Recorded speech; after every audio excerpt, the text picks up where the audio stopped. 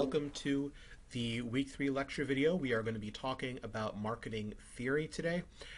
Something I want to call to your attention, please note that this is the first week where you have required reading. That is out of the text with the diamond-laden skull on the cover, and most weeks it'll be one chapter, some weeks it's two. And please note that in the discussion forums, I'm asking you to respond to at least one post, or at least one prompt rather, about the reading, and at least one prompt about the content of this lecture video. So just bear that in mind as you are planning your contributions for the week. So let's get talking about marketing theory. We are going to, over the course of the semester, take sort of a broad look at arts marketing, and we're going to deal with a lot of different concepts.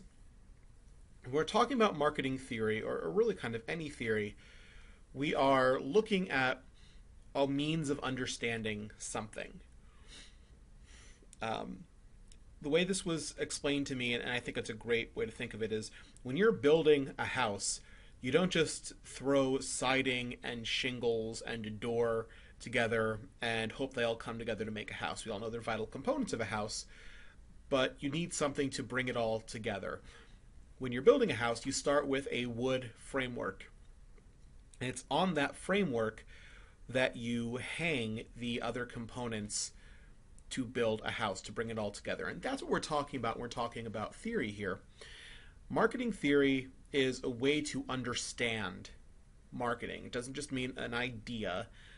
It means the framework we use to understand marketing and to tie everything together. This is a subdiscipline of marketing, same way that building house frames is a subdiscipline of general contracting. Generally, it gets absorbed into more generalized marketing studies, which is exactly what we're doing here, and it's going to help give you a foundation as we move into the semester content-wise. So what we're going to do is we're going to look at a slew of marketing theories, and again, these are ways to help understand, and I encourage you to make note of and really internalize and keep these in mind, because as we go through the semester, you're going to see how these different theories help other stuff we discuss make sense. And we're going to start with what is probably the most popular and pervasive marketing theory, which is the marketing mix, an idea created by, or maybe not created by, but popularized by Neil Borden. And the idea is the marketing mix is the blend of elements that are within a manager's control to change.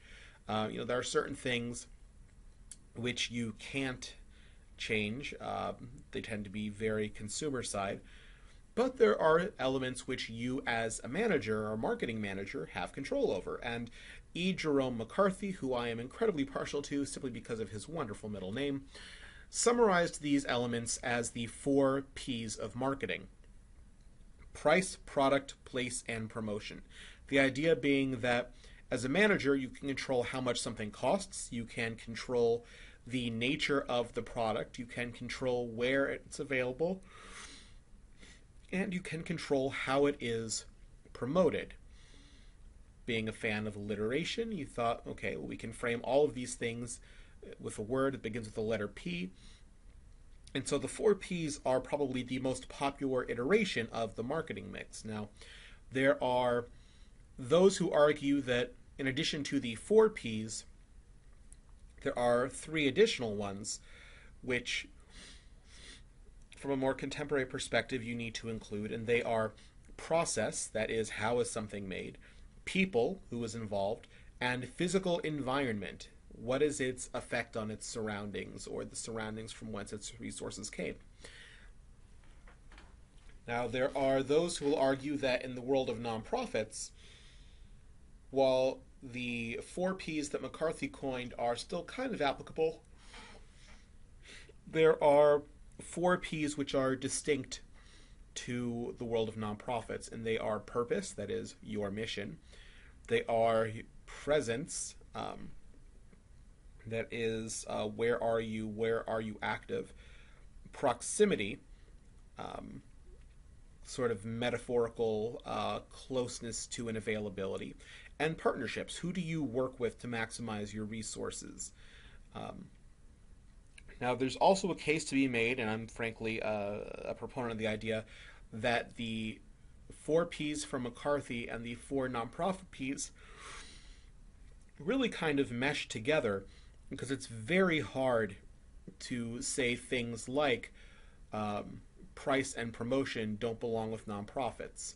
They may not have the same role, but they still have their place. So, this is the marketing mix again, probably the most pervasive form of marketing theory, and the four P's or seven P's or the nonprofit P's, the most popular iteration then of the marketing mix. Now, when we're trying to figure stuff out, because we are not going to, in fact, next week we're going to talk about how we research stuff to be accurate, we are not just making uneducated blind guesses. Um, we need ways to kind of analyze our situation, to take that information we've gathered and to make it make sense. And another way to do this is using something that is known as a SWOT analysis. The SWOT analysis is a method for determining for a given situation what its strengths, weaknesses, opportunities, and threats are. SWOT is just the first letter of each of those words. And the idea here is that using SWOT, and traditionally you will see it set up as I guess, a matrix, 2 by 2. Sort of actually looks like what you might draw a graph on because you've got the x and y axis in the middle. Um, and it allows you to examine elements both internal, your strengths and weaknesses. What are you strong at, or what is strong about a particular thing? What are you weak at, or what is a weakness of that particular thing? It also allows you to examine external. That is, what are your external opportunities and threats? What can you take advantage of beyond your organization? What is a threat beyond your organization? It also lets you look at, helpful things, strengths and opportunities, and weaknesses and threats, which fall more in the realm of harmful. And a SWOT analysis doesn't yield a right or a wrong answer. The idea is that it lets you put everything down on paper so you can see in one place what the strengths, weaknesses, opportunities, and threats of a given option are. And it allows you to use that then to evaluate your options and move ahead with the one you think is the best idea. This can be particularly helpful when you're trying to figure out, say, advertising, and you want to know which advertising option is right for you. And different media or even different outlets within a particular medium are going to come across differently via SWOT analysis. So this is a way to help make decisions. Some other approaches. There is the, don't know what happened there. Sorry about that. There is the stakeholder map. Now, when we talk about stakeholders, and this is sort of a general nonprofit thing, we are focused on those who have some kind of a connection. That is, they have a stake in what we're doing. And that's generally a fairly broad map. Now, we can probably figure out those who have the biggest stake, our employees, our board, our patrons, but also our funders have a stake. If we receive any public funding, then the funding agency and really any taxpayer has a stake. Now, the sizes of the stake are not uniform. We want to keep that in mind. In fact, the idea with stakeholder mapping is that the bigger the stake, the more consideration they get. Now, this is a very big nonprofit theory because whereas a for-profit company can basically concern itself simply with the whims of its owners, be they private or public, with nonprofits, we don't really have owners. And as such, because we have a lot more folks we're answerable to, we have a lot more things to take in consideration. So the idea of mapping this, it allows us to visualize who has a stake What's the size of that stake? How much consideration do they get? And how does that influence our decision? Um, we also want to realize that while there are likely some consumers out there who make just wildly mercurial decisions, most of our patrons use what's known as the consumer decision making process. And the idea here is that in this fairly linear process, there is problem recognition, information search, evaluation of alternatives, purchase, and then a sense of post-purchase satisfaction or dissatisfaction. And the idea here is that, let's say you have let's not even use an arts example. Right now, as I'm recording this, it's around 3 in the afternoon. It's kind of the time of the day when everyone's energy is flagging.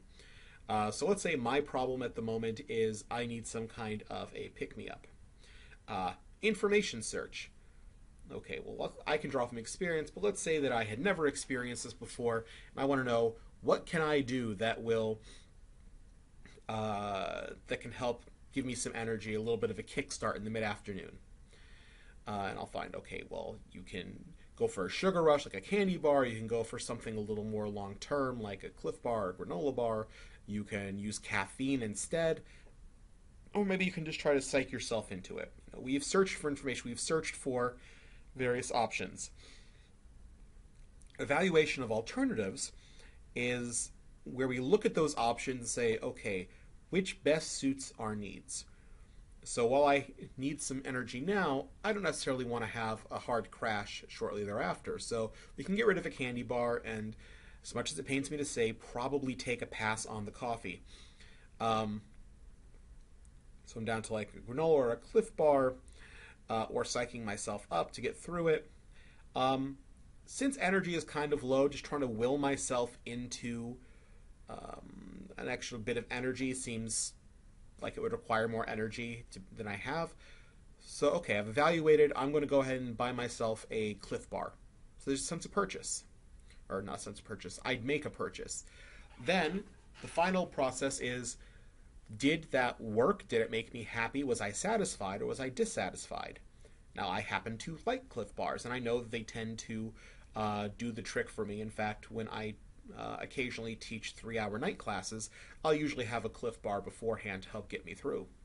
But the fact that I keep coming back speaks to post-purchase satisfaction. This is important for us to understand because we need to realize that with marketing, when we are trying to get people to take a particular action, do something we want them to do, we need to realize that we have to be attentive to all of these steps. We need to make sure that we are part of their information search and that we stand out when they're evaluating alternatives. We need to make purchasing fairly easy because people can be dissuaded if purchasing is difficult. And then they feel and can register a post-purchase sense of satisfaction. So acknowledging the consumer decision-making process is a way for us to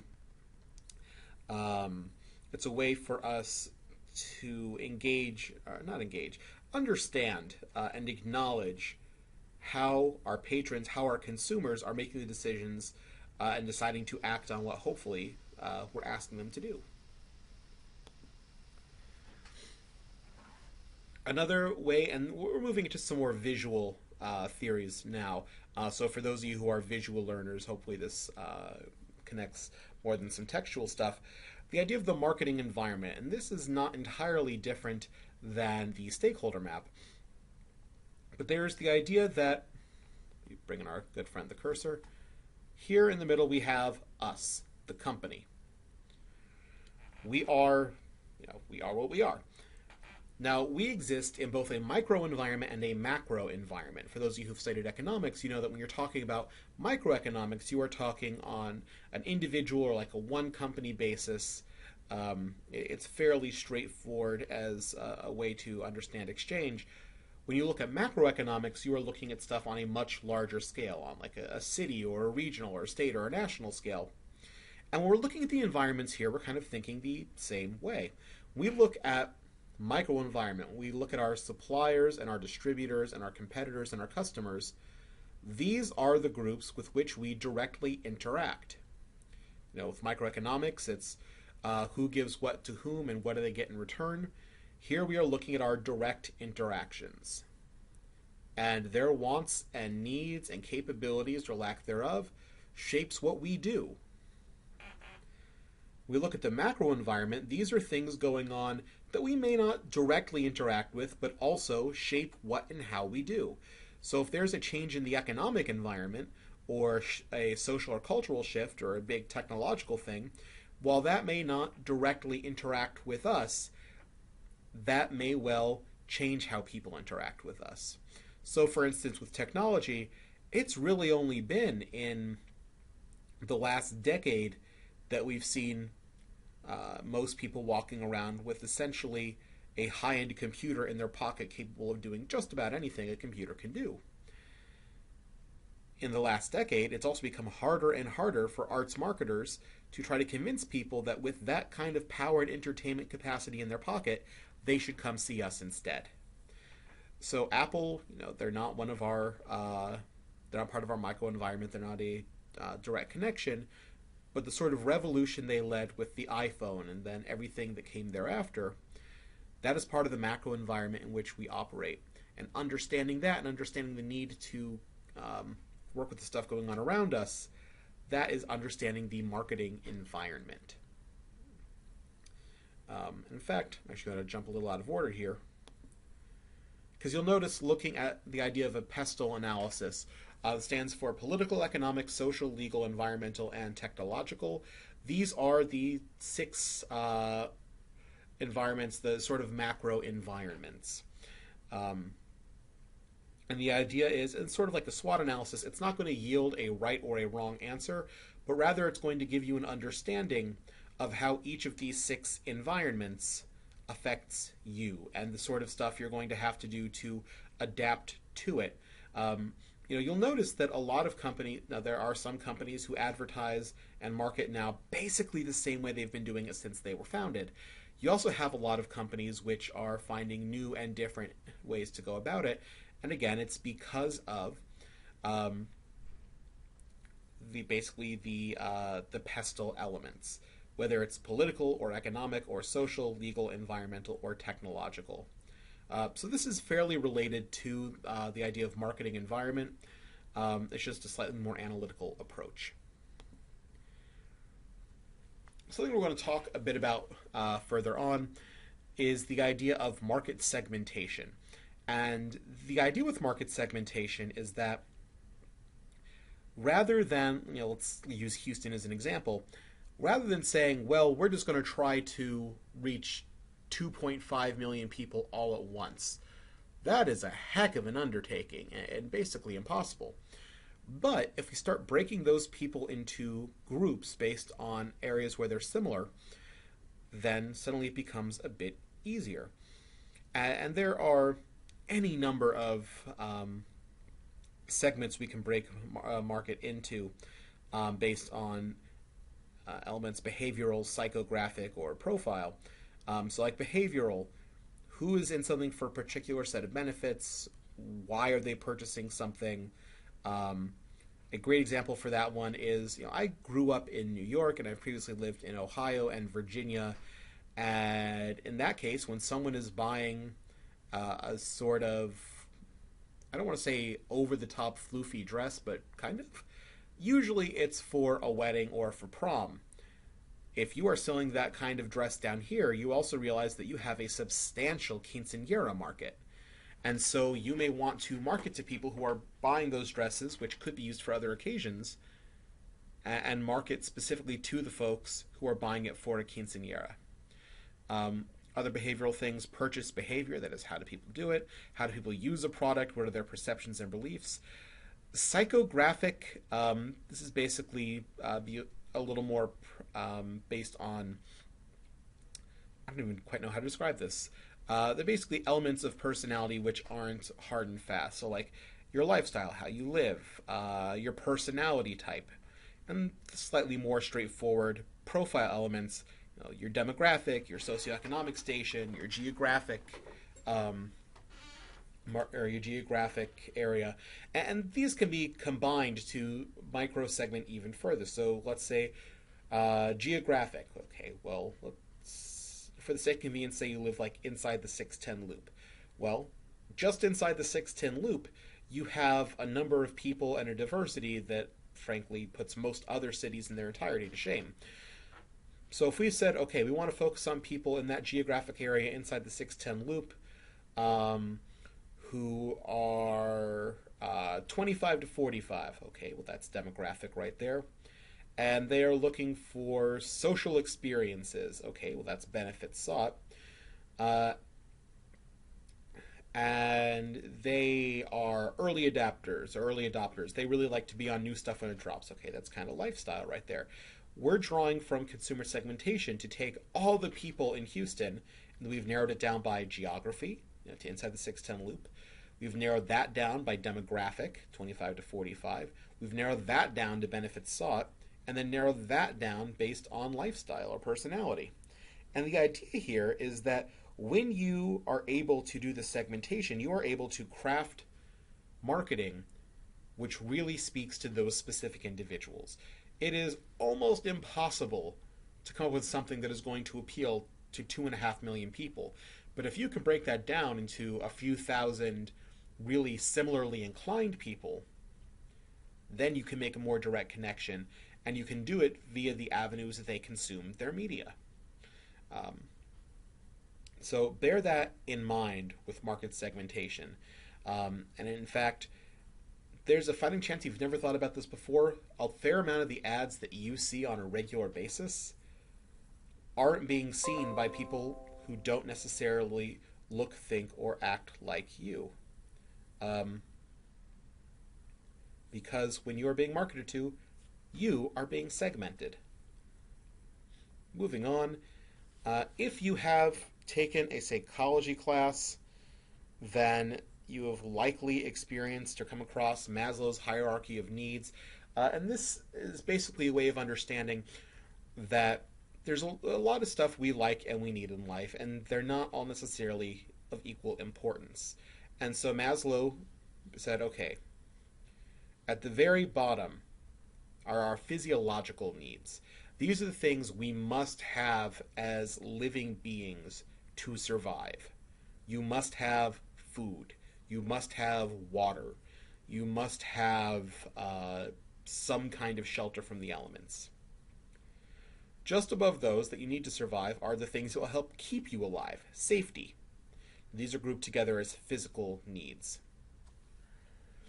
From physical, okay, we have stayed alive, we've been alive, we've stayed alive. We move into the more social needs, that is, how we deal with others. A sense of belongingness and love, and of esteem and status. How do others perceive us? We, to some extent, need to be part of a group, and within that, to be held in high regard as a group. Then lastly, we get up to self-actualization. That is understanding of self and action and interest of self. We look at this because it's important to understand that different opportunities, different things, different products and events are going to appeal to different elements of this. Now, generally speaking, the further down the list we go, the wider the level of the pyramid, the more important it is to someone's survival and well-being. Can you survive without being self-actualized? Yes. What about not having esteem and status? Sure. Belongingness and love? Well, it'll be lonely, but okay. Safety? Well, now we're getting really questionable. And physiological, you'd be dead. So it's important to understand where exactly we fit in and what it is that we are kind of selling or promoting, and where that fits in here. Because you don't necessarily promote something which will help somebody not die the same way you would from something that would help that person feel like they're part of a fun group.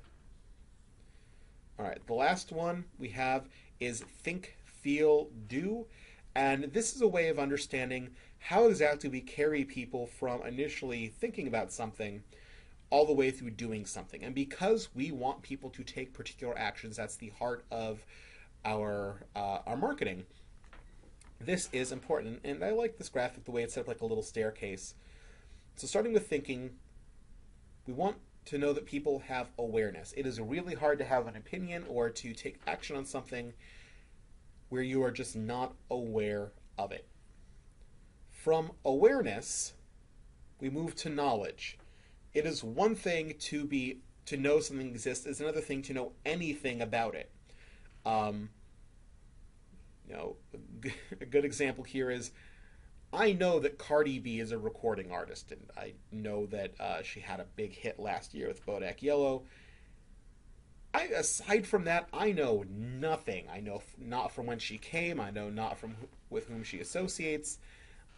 Now, a fair amount of you have probably moved from awareness to knowledge. In this example, I'm still sitting down here. Now, from knowledge, we're still in the think third. We move into the feel third. So, okay, you know something exists. You know about it. Now you like it. There's a difference between knowing about something and saying, okay, I actually like this thing. Now, some of you probably like Cardi B. Some of you probably dislike Cardi B. Um, but realize if you are liking that opinion, you've moved from objective knowledge to subjective feeling.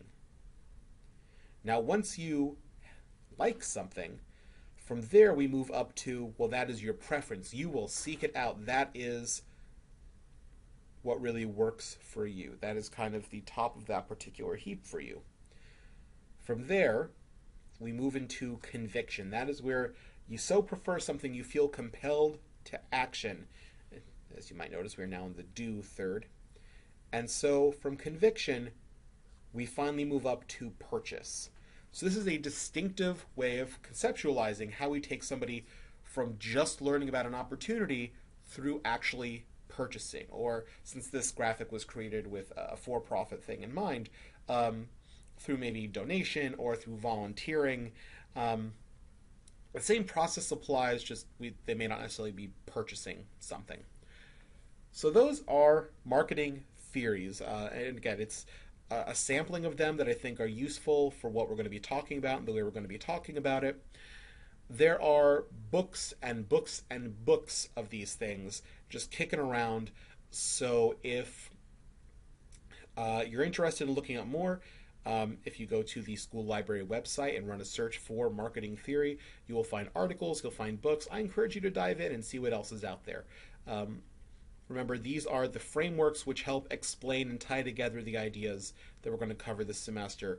So spend a bit of time on these and make sure you really kind of understand what they are about and what they're doing, because it's going to make the rest of the semester a whole lot easier. That is what I got. So until next time, I'll see y'all on the discussion boards.